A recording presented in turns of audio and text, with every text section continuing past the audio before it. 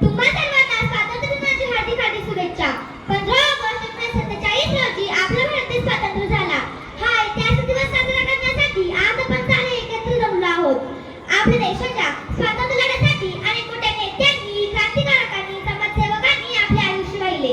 त्यामध्ये प्रामुख्याने राष्ट्रपिता महात्मा गांधी, पंडित जवाहरलाल नेहरू, लोकमान्य टिळक, योगेशचंद्र बॅनर्जी, मनमोहन मालवीय, जे.बी. कृपलानी, सरदार वल्लभभाई पटेल अशांचा उल्लेख केला जातो. ही यादी संपणार नाही, कारण यामध्ये प्रत्येक भारतीय व्यक्तीही शामिल होता. म्हणूनच आपण स्वातंत्र्य मिळवले.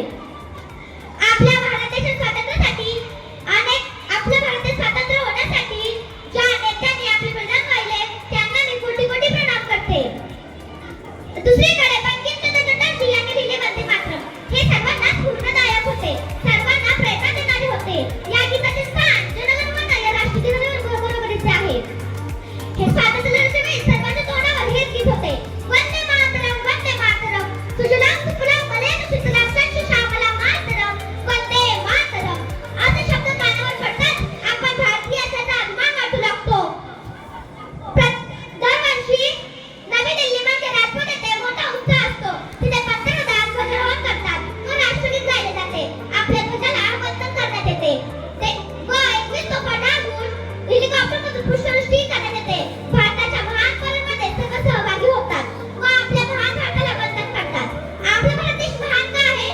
आपला भारत देश महान का बरं आहे? काही दिवसातच आपण लोकसंख्येच्या बाबतीत जिल्हा मार्गे टाकणार आहोत म्हणून की आपल्या भारत देशात सामाजिक समस्या या अनेक प्रगत आहे म्हणून नाही. आपला भारत देश महान आहे कारण वसुधैव कुटुंबकम अर्थातच संपूर्ण जगात कुटुंब आहे अशी संस्कृती जपणारा आपला भारत देश आहे. सर्वे भवन्तु सुखिनः, सर्वे सन्तु निरामया असे शिकवण राखणारा आपला भारत देश आहे. आपल्या भारताच्या स्वातंत्र्यासाठी ज्या मोठ्या समाजसेवकांनी, राष्ट्रभक्तांनी आपले आयुष्य वाहिले त्यांना मी कोटी कोटी प्रणाम करून माझे भाषण थांबवते.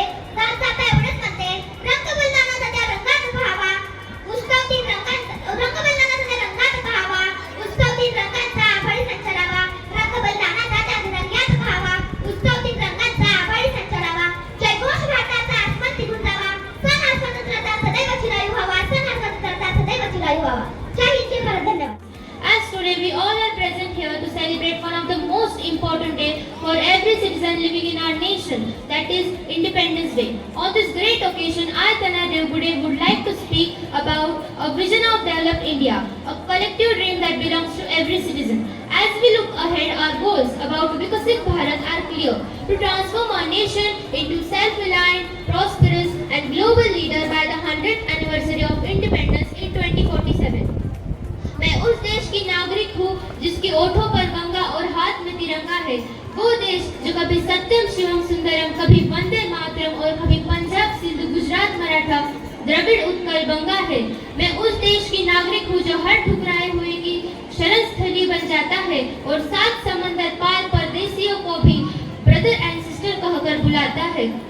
A vision of developed India is not just about building skyscrapers or achieving multi-trillion-dollar GDP.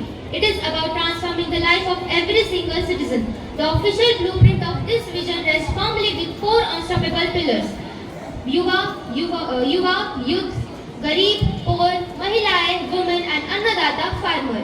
When we visualize a developed India, we see a nation defined by 4 core realities: universal empower, a country with zero poverty, top-tier education, and high-quality affordable healthcare are fundamental rights, not privilege.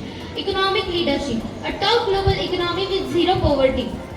Rural and urban harmony, a high-quality infrastructure in both villages and cities, and environmental sustainability, a clean nation leading the world in renewable energy.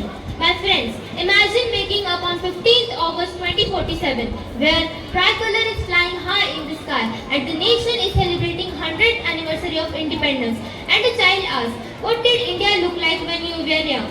What will our answer be? Will we simply say that we were the generation who simply watched India changing? Or will we proudly say that we were the generation that helped build the India of 2047?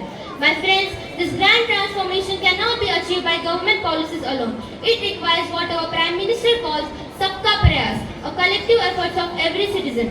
To make a vision of developed India a reality, we must shed our colonial mindset, pride in our rich root, and embrace our duties as citizens. As a youth, we are not just an audience, we are the architects of this grand transformation. Our choices, innovation, dedication and hard work will shape our nation's destiny. So let us pledge to dedicate our energy, skills and passion in building India that is powerful, inclusive and compassionate. So, when India completes 100th anniversary of independence, let the world look at us and say, here stands a nation that turned its dream into reality.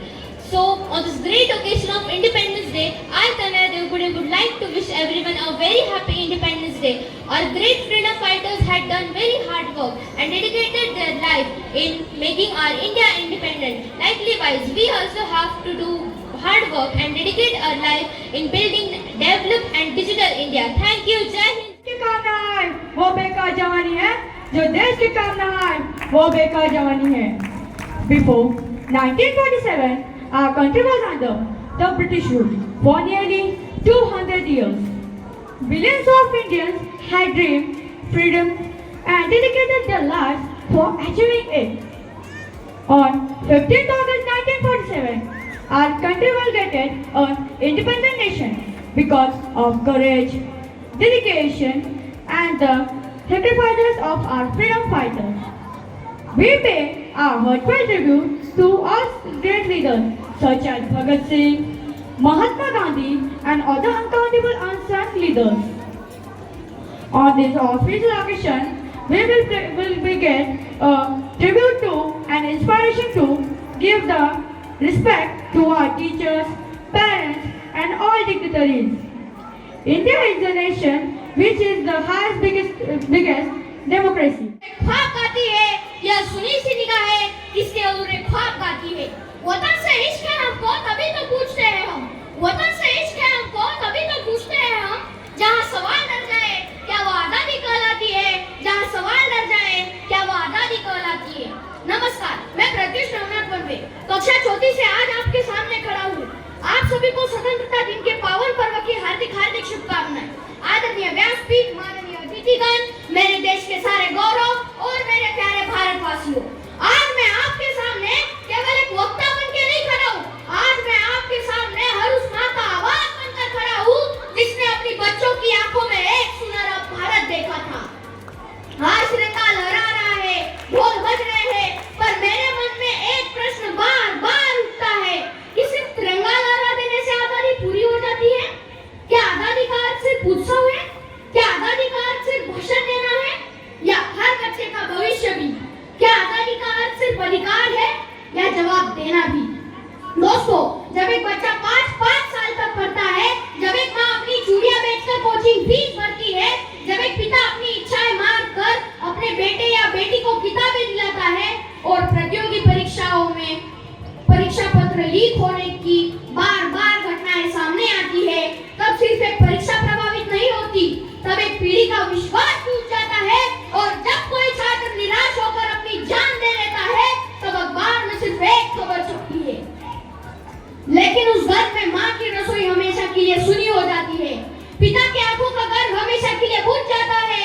बहन की राखी का धागा हमेशा के लिए अकेला रह जाता है. और वो किताबें जिस पर उसने लिखा था IAS बनूंगा, डॉक्टर बनूंगी, वो किताबें हमेशा के लिए बंद हो जाती है. दोस्तों, उस दिन सिर्फ एक बच्चा नहीं मरता, उस दिन भारत का एक सपना मर जाता है. मैं पूछता हूँ, क्या हमारे बच्चों के सपनों की रक्षा करना भी राष्ट्रभक्ति का हिस्सा नहीं? दोस्तों, आज हमारे देश में अनेक विषयों पर सार्वजनिक बहस होती है. शिक्षा व्यवस्था पर प्रश्न उठते हैं, शिक्षण प्रणाली पर प्रश्न उठते हैं, इथेनॉल से जुड़ी नीतियों और लेन-देन पर भी समय पर सवाल उठते हैं. यदि प्रश्न उठे हो तो निष्पक्ष जांच हो, यदि आरोप लगे हो तो पारदर्शी जांच हो, और यदि कोई दोषी हो तो उसे कानून के अनुसार दंड मिले. जो सत्य है वो दृढ़ता के साथ सबके सामने आए. दोस्तों, जब संवाद रुकता है तब दूरी बढ़ती है. दोस्तों, जब संवाद रुकता है तब दूरी बढ़ती है, और जब दूरी बढ़ती है तब लोकतंत्र कमजोर हो जाता है. आज मैं किसी दल के पक्ष में नहीं, आज मैं किसी दल के